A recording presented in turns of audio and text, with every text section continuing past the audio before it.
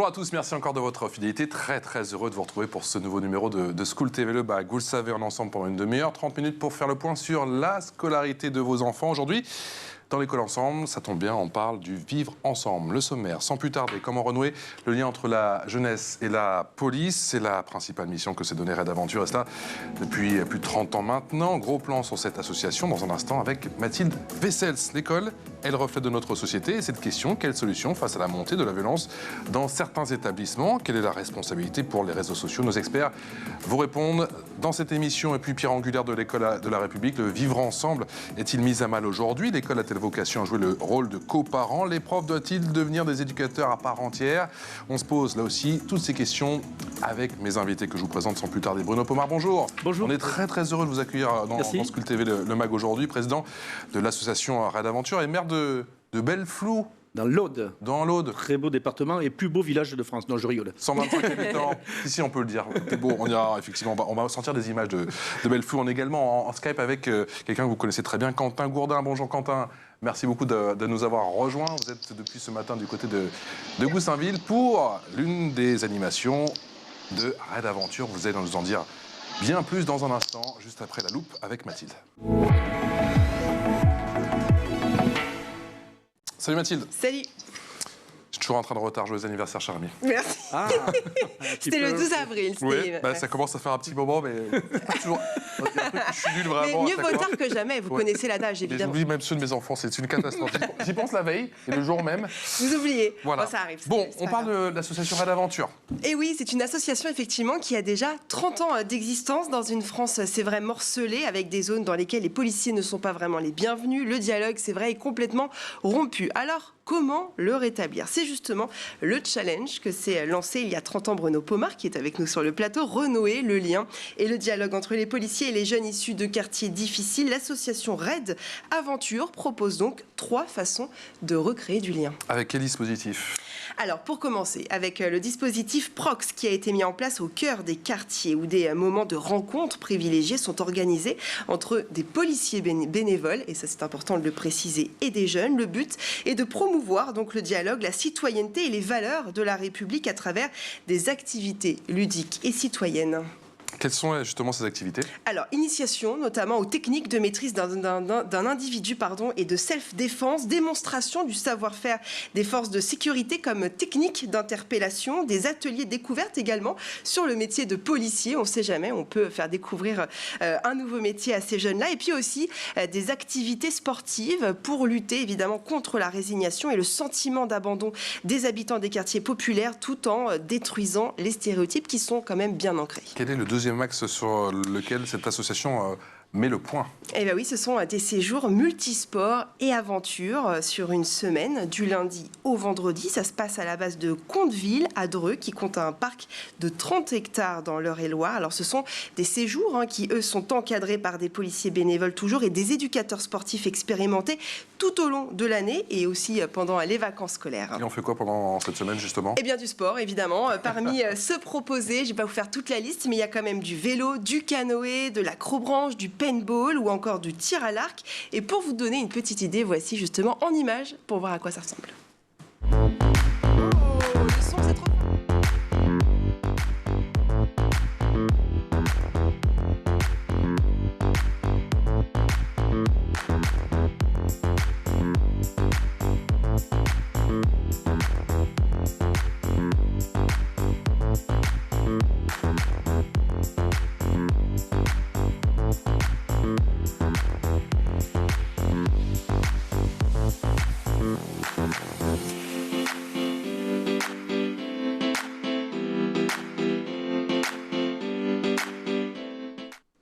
Oui, j'ai vu un papa qui crâne à l'acrobranche. Attention, il m'a lancé un défi.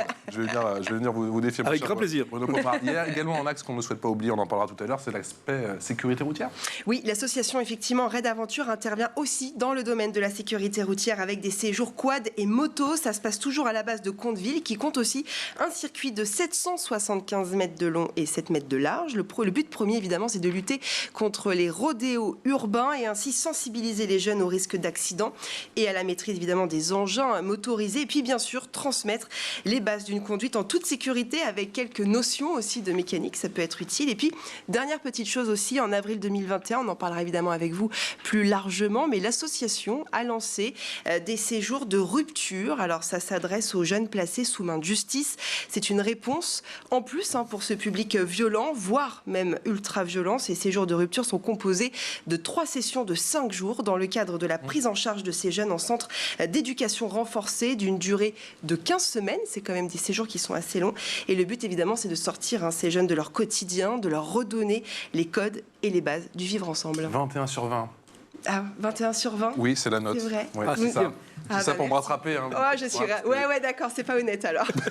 Une semaine pour sauter votre anniversaire. Donc, on pas pose tout grave. ça à l'expression orale.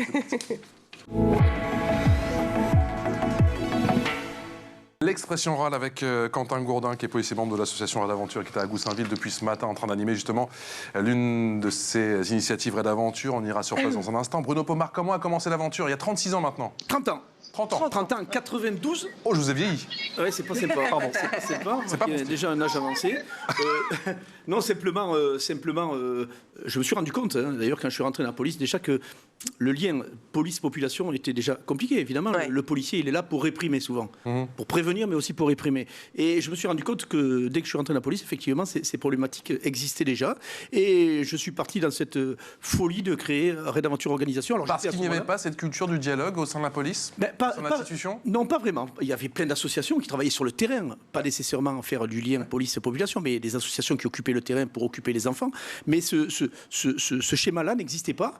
Et j'ai profité, je dirais, en étant policier au raid, puisque j'étais policier au raid à ce moment-là, Ouais. de dire, tiens, j'avais une certaine aura auprès des jeunes, et j'ai commencé dans l'Essonne, puisque le raid est à Bièvre, et j'ai commencé à travailler sur les quartiers de Corbeil-Essonne, d'Evry, de Grigny, voilà, pour apporter la bonne parole et puis partager des moments avec ces jeunes, parce que je pense que c'était essentiel de le faire, et je crois que malheureusement, l'actualité me donne encore Parce plus raison. qu'il y a 30 ans, il y avait des soucis dans ces quartiers dissensibles. Oui, il y avait Ou c'était des prémices où il y avait déjà des... Il y avait des prémices plus que ça. On a reconnu Vaux-en-Velin, évidemment, 2005, et des émeutes urbaines qui ont existé. Sur Corbeil-Essonne, d'ailleurs, il y en avait. Et le maire du moment m'avait effectivement convié à partir du raid et le rejoindre pour travailler dans ces quartiers, pour essayer d'éviter ces problématiques de violence urbaine. Et c'est vrai qu'on a fait un très très beau travail avec plein d'animateurs pour évidemment être présents sur le terrain, éduquer les gamins, parce qu'il y a de vrais problèmes d'éducation, et surtout renouer ce dialogue qui me semble essentiel, et je me bats pour ça depuis maintenant 30 ans. Mathilde Pour moi, Wessels. c'est essentiel. Mais Pardon. c'est vrai que sur le terrain, on voit ces dernières années, ces 5-10 dernières années, c'est de plus en plus compliqué, difficile pour les policiers de se faire entendre, de se faire respecter. Il y a des zones de non-droit, on en parle tout le temps sur les chaînes d'infos. C'est très compliqué. Quel rôle vous avez réellement sur le terrain et quels résultats vous voyez? Alors ça, c'est la bonne question, je m'y attendais, je ne sais pas. Le résultat, il est évident. Alors on ne se voit pas, vous allez me dire, mais il y a toujours des problèmes, effectivement. Mais vous savez, on est dans l'humain, donc les problématiques que l'on connaît, les mots qui se succèdent dans ces quartiers sont considérables. On le voit bien, les problématiques d'intégration, les problématiques de présence d'administration, les problématiques de présence d'associations, tout ça s'est dilué d'année en année depuis quasiment 20 ans, et on se rend compte effectivement qu'il y a un abandon total de ces quartiers. On a demandé quoi à la police, sinon que de faire du réactif, c'est-à-dire dès qu'il y a un problème dans un quartier, on y va et on réprime, ou on essaie de garder, je dirais, l'ordre. Donc pas de prévention. Ouais. Mais non, et pourtant... Mais en même temps, est-ce que c'est le rôle de la police, la prévention? Bonne question, Patrice. C'est pas tout à fait le rôle des associations, mais c'est pour ça que la venue du Beauvau de la sécurité, qui a permis d'ouvrir aussi à des associations, en l'occurrence la mienne, parce que j'ai une certaine expérience dans le domaine avec mes équipes, policiers et gens de la société civile, il était important, et je l'avais expliqué à Gérald Darmanin qui en est convenu, c'est pour ça que maintenant on a bien avancé sur ce sujet, c'est aller de mettre en place des dispositifs comme notre association, mais il y en a d'autres qui travaillent sur le terrain, pour compenser ce manque qu'il y a sur ces quartiers. Parce que sinon, qu'est-ce qu'on a sur ces quartiers? On a des policiers et des jeunes, systématiquement. Des policiers des BAC, des compagnies d'intervention, parfois des CRS lorsqu'il y a de gros moments de violence. Ce n'est pas la solution, c'est clair. Il ne faut pas que ces quartiers soient abandonnés. Et les élus, comme l'État, mais surtout les élus, sont toujours à demander beaucoup plus de policiers, Le calme ne reviendra pas dans ces quartiers avec beaucoup plus de policiers. Je vous le dis tout de suite, n'y comptez jamais. Il viendra par le biais de la société civile, c'est-à-dire des associations qui prennent le relais et qui font ce que font tous mes policiers sur le terrain, c'est-à-dire renouer ce dialogue qui me paraît essentiel. Combien de policiers et gendarmes sur le terrain? On a plus de 300 policiers qui sont présents, on va arriver même à 350, gendarmes, policiers, pompiers, policiers municipaux aussi qui ont un rôle de police de proximité évident. Et voilà, avec tous ces gens-là, on fait des choses formidables. Donc Quentin Gourdin qui est sur le terrain, merci d'être avec nous, d'avoir répondu positivement à notre invitation. Vous êtes du côté de Goussainville. Il y a la pluie, mais c'est pas grave. Comment ça se passe depuis ce matin? Écoutez, oui, la pluie ne nous a pas épargné ce matin, mais on est quand même satisfait parce qu'il y a quand même beaucoup de monde qui est venu. Il y a encore, vous pouvez le voir derrière moi, il y a pas mal de jeunes qui sont là au rendez-vous, donc c'est un gros succès. Mathilde Vessels nous a parlé effectivement en long et en large, si je puis dire, de votre association, avec plusieurs activités, plusieurs axes justement pour renouer ce lien entre jeunesse et police. Vous faites du prox, si je puis dire, depuis ce matin. Est-ce que le prox est à l'honneur? Et en quoi ça consiste? C'est ça. Ouais, on fait de la proximité, on renoue le contact avec cette jeunesse qu'on connaît bien, hein, parce que ça fait quand même presque 5 ou 6 ans qu'on vient à Goussainville pour organiser des journées prox.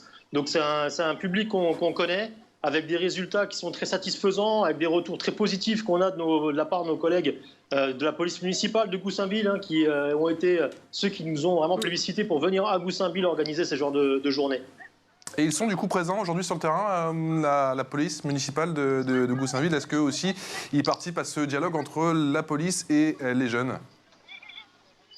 J'ai pas entendu le début de votre question, je suis désolé. Est-ce que la police municipale, vous me parliez de la police municipale, Quentin, il y a un instant, est-ce que la police municipale est aujourd'hui à Goussainville pour aider dans ce dialogue entre la police et les jeunes?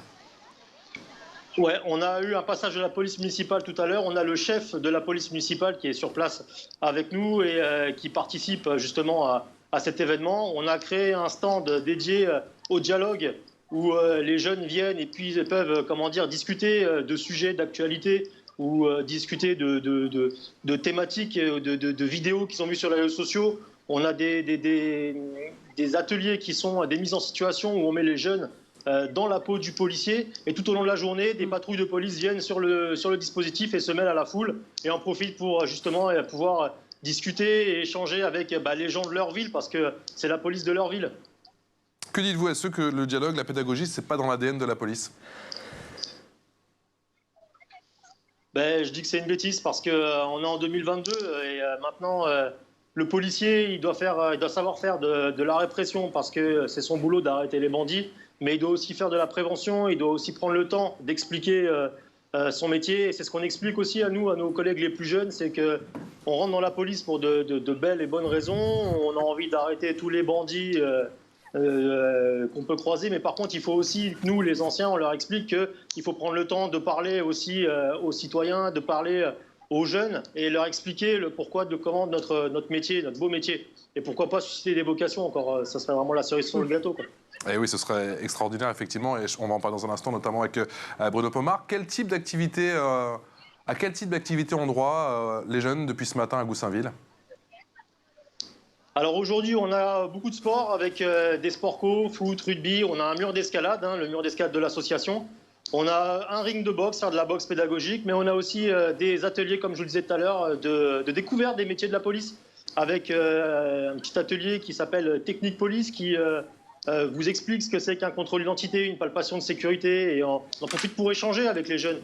Et certaines fois, faire tomber un peu des espèces d'idées préconçues qu'ils auraient sur le pourquoi du comment d'un contrôle d'identité ou pourquoi on menotte quelqu'un, ou pourquoi on fait une palpation de sécurité. Donc pour nous, c'est très très important, pour nous, policiers de terrain, de pouvoir prendre le temps justement d'expliquer à la population pourquoi on utilise certaines techniques et pourquoi on fait une palpation de sécurité. C'est très important pour nous de prendre le temps de leur expliquer, parce que dans le quotidien de nos interventions, on n'a pas forcément le temps de discuter avec, de prendre le temps d'expliquer. Donc on prend vraiment ces journées-là pour vraiment être une tribune à expliquer le déroulement de notre métier. Question de Mathilde Vessels.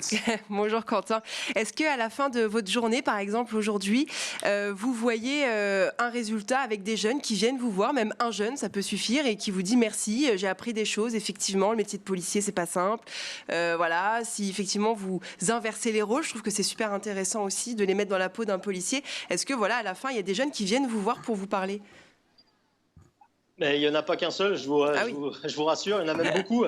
Ils nous remercient, ils ne sont pas toujours d'accord avec nous. Ils arrivent parfois avec des idées un peu préconçues, des a priori. Et en fin de compte, au fur et à mesure du dialogue, on sent que parfois ils repartent quand même avec une vision un petit peu différente avec laquelle ils sont arrivés. Et pour nous, ça, c'est une victoire parce qu'on est vraiment là pour ça, pour aussi leur faire parfois changer d'avis. Attention, ils ne sont pas tous avec un avis négatif sur la police, mais c'est vrai que parfois, ils arrivent avec cette idée un peu négative et ils repartent avec une idée un petit peu plus construite. Bruno Pomar, j'ai vu quelques discussions, ça fait un petit moment qu'on se connaît, quelques échanges, on va dire cash, francs, mais c'est sain.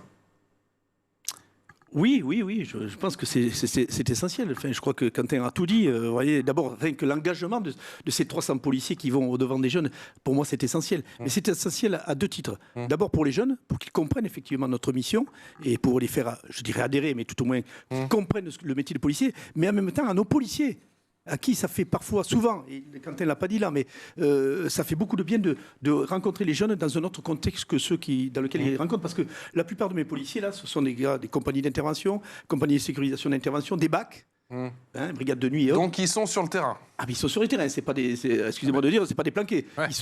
Ils font le boulot la journée et puis ils viennent sur nos opérations. Donc vous voyez, il y a du sens à leur mission qui est total, ce sens. Donc quand on dit le flic, il est là que pour faire la répression, c'est pas vrai. On en a l'exemple même là et on le fait dans 160 villes.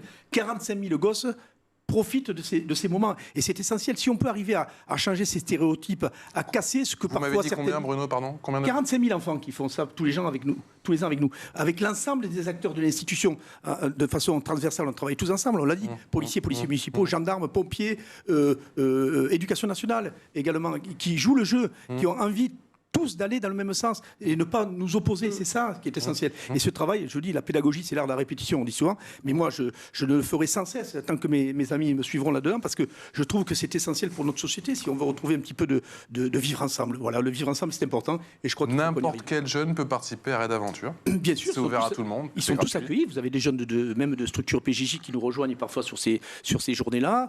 C'est fermé. Structure PJJ pour le commun des mortels. Protection judiciaire de la jeunesse, voilà, avec lesquels d'ailleurs on va travailler sur des sujets beaucoup plus précis. Mais voilà, c'est ce travail qui me paraît essentiel et c'est un travail continu qu'on doit répéter parce que ce que font nos policiers au quotidien, et je pense à la police municipale qui a un vrai rôle de police de proximité, eh bien, il faut qu'on les aide à être plus appréciés, parce que parfois ils sont mal appréciés. Attention, pensons quand même en même temps que 75% de la population aime sa police. Il faut quand même remettre les choses en contexte. Mais chez les jeunes, c'est vrai qu'il y a des a priori. On dit un jeune sur deux apprécie plus. C'est vrai que quand on regarde les chiffres des jeunes ces dernières années, c'est assez inquiétant. Mais bien sûr, mais... Je ne parle pas des jeunes des quartiers ou quoi que ce soit. Je parle de la jeunesse de manière générale. Quand on regarde les chiffres, effectivement, sur les moins de 25, bien sûr.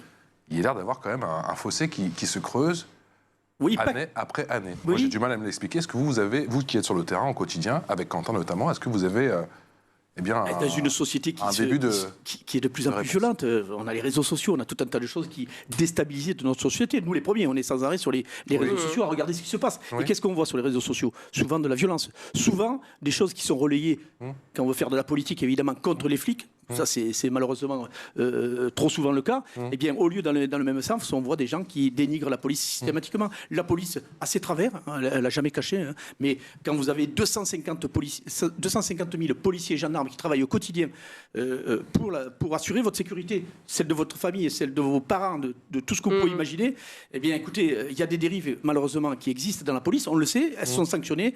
Mais en même temps, ne faisons pas un focus que sur ça, parce que les policiers font un travail formidable. C'est des millions d'interventions par an pour aider nos compatriotes. Est-ce que vous pensez que la réponse des politiques est à la hauteur de ce qu'attendent les policiers ?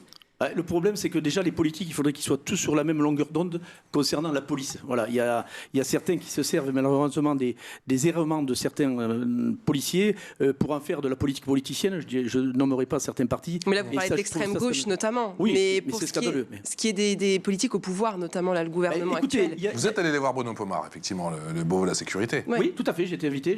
Ils ont été réceptifs ? Oui, absolument. J'ai été très, très bien entendu par le directeur général de la gendarmerie nationale et de la police nationale, et qui ont compris par ce qui se passe. D'ailleurs, on a associé de façon générale, mais moi, je l'ai appuyé compte tenu un peu de l'expérience que nous avons. Et je pense qu'il y a une véritable ouverture. Et la preuve en est, c'est que nous avons une convention officielle avec le CIPDR, Comité interministériel de prévention de la délinquance et de la radicalisation, qui nous soutient, voilà, à travers Mme Schiappa, entre autres. Sans faire de politique, je dis ça, je le dis très simplement parce que c'est la vérité. Donc, il y a une vraie volonté du ministère de l'Intérieur d'avancer.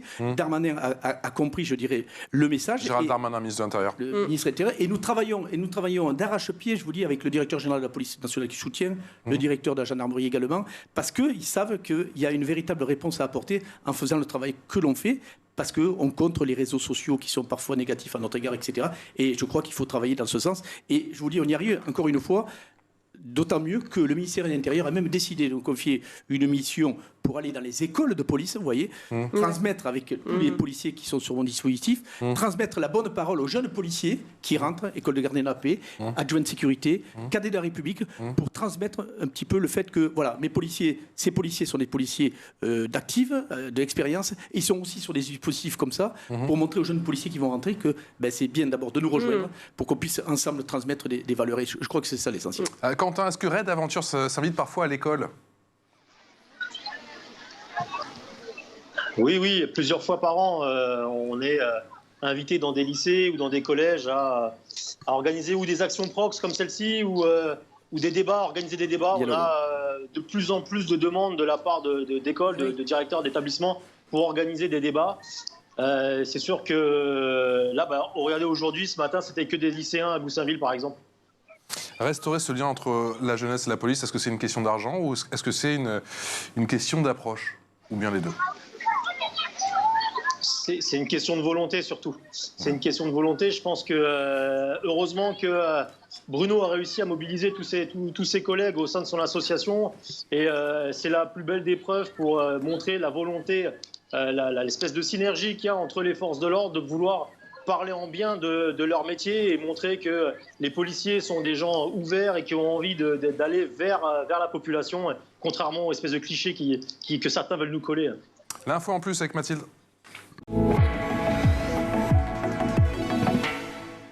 Ma chère Mathilde, il est possible de faire un stage de 3e. Oui. C'est bien de le rappeler, dans un commissariat.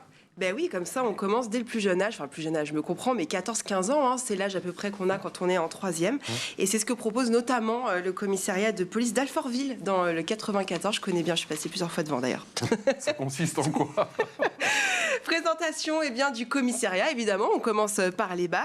Présentation de l'équipement, de l'armement, des techniques de sécurité en intervention, de secourisme. Voilà, c'est un peu les bases, évidemment, du métier de policier. C'est un moyen efficace, en tout cas, de vulgariser et de rendre surtout accessible le métier de policier aux jeunes qui ont, donc, je disais, 14-15 ans, pour les faire, évidemment, rentrer dans un commissariat et qu'ils voient surtout à quoi ressemble la vie à l'intérieur d'un commissariat. Et du coup, on fait un stage dans une entreprise véritablement pas comme les autres, le ministère de l'Intérieur. Exactement. C'est original. C'est le ministère de l'Intérieur qui est donc l'entreprise qui reçoit en tout cas les collégiens pour ce fameux stage de 3e. Et ce stage est possible durant toute l'année, je le précise. Vous pouvez vous renseigner directement sur le site de la préfecture de police. Bruno Pomar, c'est anecdotique ou c'est ô combien symbolique? Ah non, c'est pas anecdotique. C'est important de le faire. Il faut le multiplier. Vous savez, on plante des petites graines. Le travail éducatif, c'est ça. Et ça se voit pas comme ça directement. Vous allez me dire, il y a toujours des problèmes dans les banlieues. Vous voyez, c'est vraiment. Mais en attendant, je crois qu'il faut qu'on avance tous dans le même sens. Il faut qu'on aide l'ensemble de nos collègues qui ont des difficultés considérables. On le voit dans les collèges, dans les lycées. Les profs n'en peuvent plus.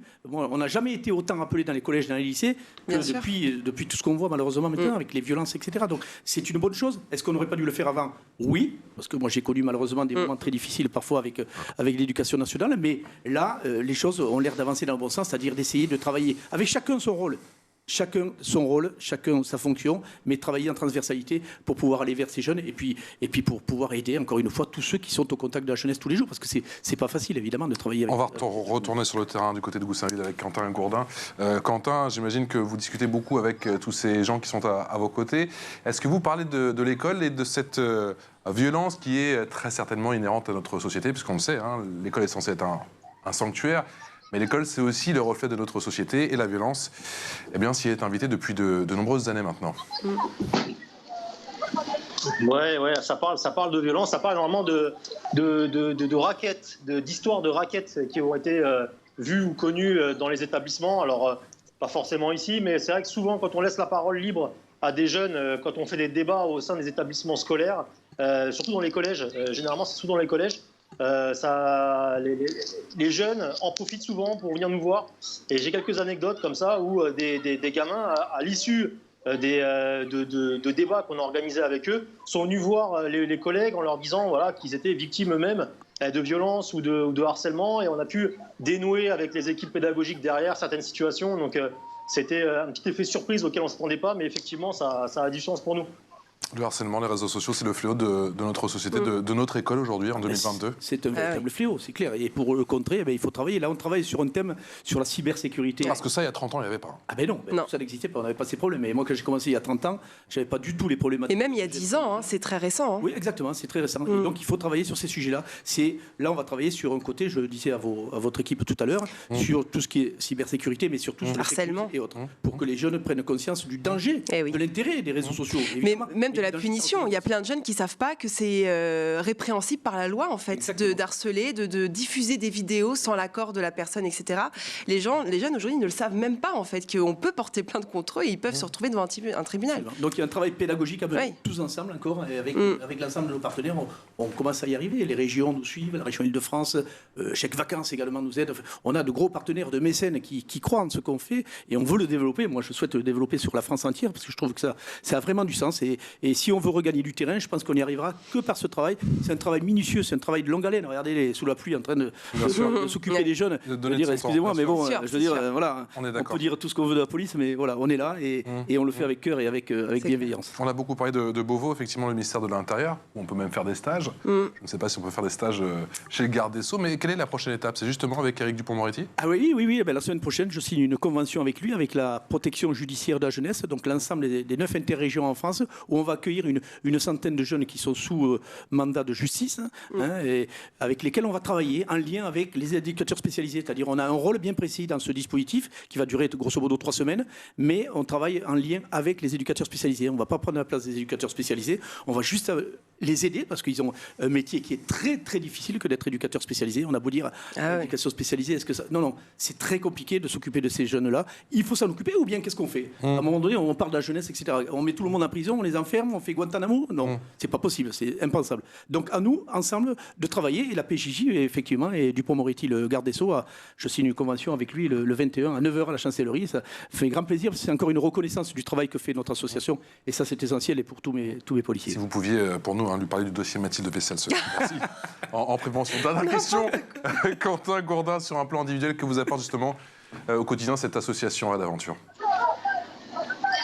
C'est important parce que, vous savez, nous, on a beaucoup de nos collègues qui nous remercient d'avoir créé ce genre d'initiative parce que ça leur permet d'être une soupape aussi dans le quotidien de leur métier. Ils sont tous, comme disait Bruno tout à l'heure, c'est tous des policiers de terrain qui sont vraiment tous les jours confrontés à la délinquance de voie publique, à des choses vraiment pas sympas à vivre. Et souvent le soir, quand on rentre, on repense un peu à tout ça. Et avoir l'occasion d'avoir cette soupape d'un petit peu pour décompresser, discuter avec les collègues, se retrouver, échanger, être en communion avec le public, autrement que par le biais des interventions du terrain, c'est hyper important.